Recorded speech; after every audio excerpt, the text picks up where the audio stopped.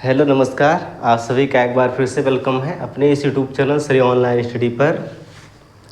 तो जैसा कि हम लोग जो है प्रकाश चैप्टर पढ़ रहे हैं और इसमें हम लोगों ने जो है दर्पण के बारे में पढ़ना शुरू किया था।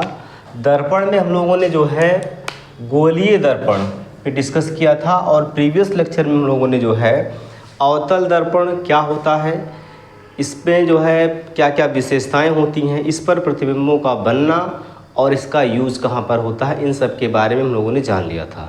चलिए आज हम बात करने वाले हैं उत्तल दर्पण के बारे में, कॉन्वेक्स मिरर के बारे में। उत्तल दर्पण या इसको बोलेंगे कॉन्वेक्स मिरर। ठीक है, कैसा होता है सबसे पहले ये जान लेते हैं।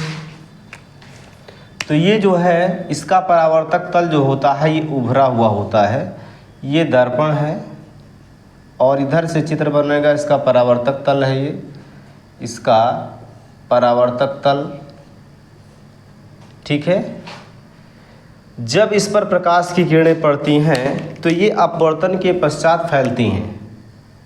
देखो इसको मिटा दे रहा हूँ मैं। जब इस पर प्रकाश की किरणें पड़ेंगी इस तरीके से तो ये परावर्तन के पश्चात फैलती हुई नज़र आती हैं ऐसे। ठीक है, अब फैलना इस नाते इस दर्पण को कहा जाता है अपसारी दर्पण। इसको क्या बोलते हैं? अपसारी दर्पण कहते हैं। ठीक है, अब इस पर देखिएगा किसी वस्तु का क्या प्रतिबिंब बनता है इसके बारे में जान लेते हैं। तो उत्तल दर्पण पर जो है ये किसी वस्तु का जो चित्र बनता है, किसी वस्तु का चित्र जो बनेगा ये सीधा बनता है, और अगर सीधा बन रहा है तो आभासी बनेगा, सीधा बनेगा, आभासी बनेगा, और क्या बनेगा भाई?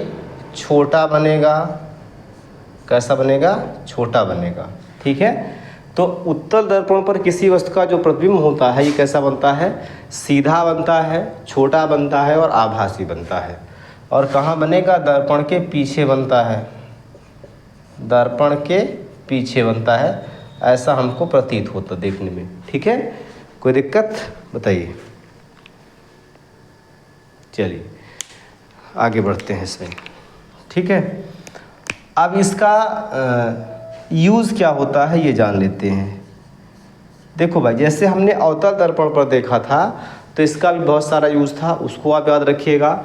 उत्तल दर्पण का क्या यूज होता है इसको याद रखिएगा।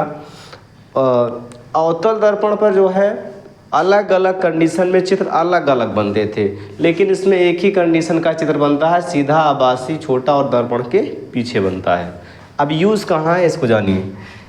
इसका यूज होता है गाड़ियों के साइड मिरर के रूप में।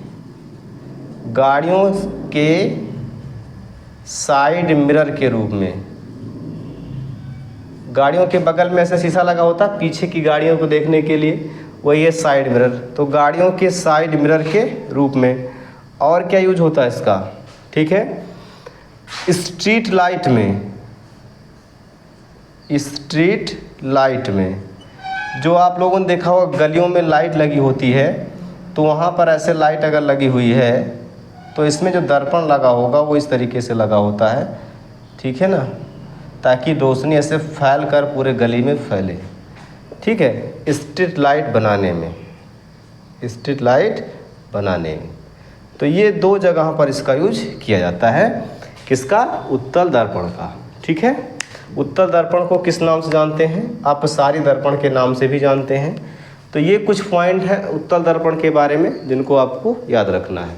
ठीक, अब हम आगे बात करने वाले हैं कि दर्पण की फोकस दूरी के बारे में, कि दर्पण की फोकस दूरी क्या होती है और ये कैसे समझते हैं। ठीक, चलिए देखते हैं।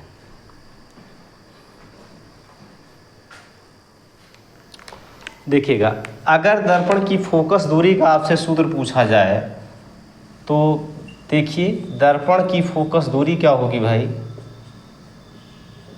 दर्पण की फोकस दूरी ये बराबर होती है, फोकस दूरी जो है ये वक्रता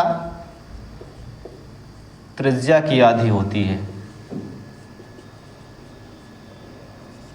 फोकस दूरी क्या होती है? वक्रता त्रिज्या की आधी होती है। या हम और इसको लिख सकते हैं ये तो एक सूत्र ये हो गया। दूसरा सूत्र क्या होता है कि अगर वस्तु की दूरी दी हो, प्रतिबिंब की दूरी दी हो, तो इसके आधार पर हम सूत्र क्या बनाते हैं। तो देखिए 1/f बराबर होता है 1/v + 1/u। ये जो है अगर u का मतलब होता है वस्तु की दूरी दी हो, वस्तु की दूरी दी हो, v जो है प्रतिबिंब की दूरी दी हो, प्रतिबिंब की दूरी दी हो, और f जो है ये फोकस दूरी आपसे पूछा गया हो, तो इसके लिए आप क्या सूत्र यूज करोगे। 1/f = 1/v + 1/u। ये लेंस में माइनस हो जाता है, यहाँ पर लेंस में क्या होता है, माइनस हो जाता है। दर्पण में दोनों के दोनों ये प्लस रहते हैं, पॉजिटिव रहते हैं, ठीक है। तो ये हो गया भाई गोलीय दर्पण से संबंधित महत्वपूर्ण बातें। इसके बाद अगला जो टॉपिक आएगा वो आएगा लेंस। लेंस क्या होते हैं, इनसे संबंधित क्या क्या बातें होती हैं, इसके बारे में हम आगे के लेक्चर में बात करेंगे। तो अगला टॉपिक आएगा आपका लेंस से संबंधित लेंस के बारे में, ठीक है। चलिए देखते हैं उसको।